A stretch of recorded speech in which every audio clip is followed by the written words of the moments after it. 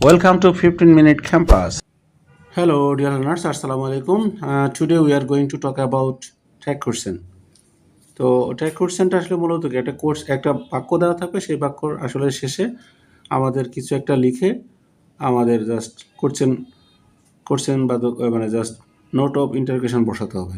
তো এই বাক্যটি আসলে হতে পারে বিবৃতিমূলক, অ্যাসার্টিভ হতে পারে, কিংবা ইম্পারেটিভ, দ্যাট মিনস আদেশ, নিষেধ, অনুরোধ, প্রস্তাব, অনুমতি, বিস্ময়সূচক ইত্যাদি ধরনের হতে পারে। দ্যাট মিনস আমরা আগেই শিখে আসছি যে অ্যাসার্টিভ সেন্টেন্স, ইম্পারেটিভ সেন্টেন্স কিংবা অপটেটিভ সেন্টেন্স কিংবা এক্সক্লেমেটিভ সেন্টেন্স আগেই আমরা শিখে আসছি, যার কারণে আমাদের এইগুলো নিয়ে খুব একটা প্রবলেম হওয়ার কথা না। তো আমাদের কিছু টিপস আছে, যেমন বাক্যটি হুবহুব লিখতে হবে, বাক্যের শেষে খালি স্থানে উত্তর লিখতে হবে এবং বাক্যের শেষে প্রশ্নবোধক চিহ্ন দিয়ে উত্তরে দাগ দিতে হবে। সবসময় মনে রাখতে হবে মূল সেন্টেন্সের সাবজেক্টের প্রোনাউন আসলে ট্যাগ কোশ্চেনে বসে, বাক্যের শেষে অক্সিলারি ভার্ব বা হেল্পিং ভার্ব বসে। অ্যাফার্মেটিভ সেন্টেন্সের ক্ষেত্রে নেগেটিভ ট্যাগ হয়, আর নেগেটিভ সেন্টেন্সের ক্ষেত্রে অ্যাফার্মেটিভ ট্যাগ হয়।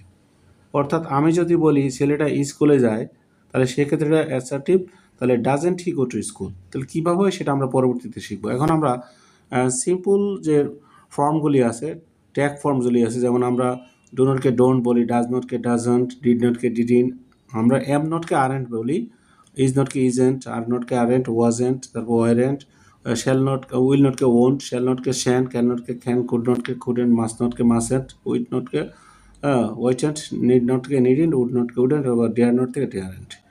এই যে আমরা এগুলি শিখলাম, এগুলো আমাদের ট্যাগ কোশ্চেনে সবই কাজে লাগবে। তার মানে এগুলি আমাদের ট্যাগ কোশ্চেনের শেষে বসাতে হবে। এখন আমরা প্র্যাকটিক্যালি কিছু এক্সাম্পল শিখব, যেমন বাক্যের শুরুতে যদি এমন হয় তাহলে সেটা ট্যাগ কোশ্চেন কেমন হবে এবং উদাহরণসহ শিখব। বাক্যের শুরুতে যদি এমন হয় তাহলে ট্যাগ কোশ্চেন কেমন হবে এবং এটার উদাহরণসহ আমরা শিখব। তো আমরা আগেই শিখেছিলাম সেন্টেন্সটি যদি অ্যাফার্মেটিভ অর্থাৎ হাবোধক হয় তাহলে নেগেটিভ, সেক্ষেত্রে ট্যাগ কোশ্চেন হবে নেগেটিভ, অর্থাৎ ট্যাগটি হবে নেগেটিভ। দ্যাট মিনস আমরা যদি উদাহরণ দেখি, the birds fly in the sky. The birds, এটা হলো subject, fly verb, in the sky. তো আমরা জানি সাধারণত মূল ভার্ব যদি থাকে কিংবা এস বাই এস থাকলে তাহলে ডোন্ট কিংবা ডাজেন্ট ব্যবহার করতে, তাহলে ডোন্ট ব্যবহার করলাম। এখন বার্ডস অনেকগুলি পাখি, এই জন্য আমরা প্রোনাউন, কারণ আগেই বলেছিলাম যে নাউনের প্রোনাউন বসে, তার বার্ডস অনেকগুলি পাখি এই জন্য দিয়ে বসছে। এখন যদি বলে, আর যদি বলা হয় ছেলেরা ফুটবল খেলে, তাহলে boys play football in the ground, তাহলে ডোন্ট দে হবে, তাহলে ছেলেরা ডোন্ট দে। এখন আমরা পরের এক্সাম্পলটা দেখি, he goes to school, he goes to school, সেই স্কুলে যায়, ডাজ আছে, হি গোজ, তারপরে হি গোজ, তাহলে হি বসলাম, এখানে প্রোনাউন বসে দিলাম। আর গোজ এখানে যেহেতু এখানে ডাজ হবে, আর যেহেতু এটা নেগেটিভ নয় তাহলে এটা নেগেটিভ বসছে, ডাজেন্ট। আবার আরেকটা example, they are playing football, তারা ফুটবল খেলছে, তাই এখানে অলরেডি আমাদের অক্সিলারি ভার্ব দেওয়া আছে, তাহলে অক্সিলারি ভার্ব দেওয়া থাকলে সেটা হুবহু বসবে, আর এন্ড দে প্লে, তাহলে দে বলতে দে, এখন আর এন্ড, এখানে প্রোনাউন আছে প্রোনাউন। এখন আমরা আরেকটা এক্সাম্পল দেখি, how fast the boy runs, how fast the boy runs. আমরা জানি এক্সক্লেমেটরি সেন্টেন্সের শেষে ভার্ব থাকে এবং ভার্বের আগে সাবজেক্ট থাকে, তাহলে এখানে সাবজেক্ট হলো দ্য বয়, তাহলে দ্য বয়ের প্রোনাউন কি হি, তাহলে এখন রানস, তাহলে এখানে এস বাই এস আসলে ডাজ, কারণ এখানে নট নাই, নট, ডাজেন্ট হি। আরেকটা এক্সাম্পল দেখি, হি ক্যান ডু দ্য সাম, সে অঙ্কটি করতে পারে, তাহলে ক্যান আছে, তাহলে ক্যান দিলাম, নট দিলাম, ক্যান্ট, হি আছে, হি দিলাম, ক্যান্ট হি।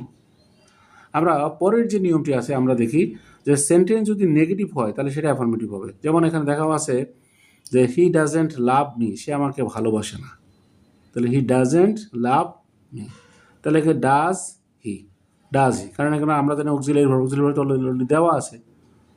তো ঠিক এইভাবে আমরা আমাদের বইটিতে খুব সুন্দরভাবে শখ আকারে আলোচনা করা আছে, তোমরা বেসিক টু বোর্ড ইংলিশ বইটি সংগ্রহ করে নিবে এখানে, এবং আমাদের যে বোর্ড কোর্সেন ওখানে অ্যানালিসিস করা আছে যে কেন কোনটা আসলে ডাজ নট হলো, ডোন্ট হলো, এগুলা বিশ্লেষণ করা আছে। তোমরা বেসিক টু বোর্ড ইংলিশ বইটি সংগ্রহ করে নিবে আর খুব সহজভাবে ইংরেজি শিখতে আমাদের চ্যানেলটি সাবস্ক্রাইব করবে।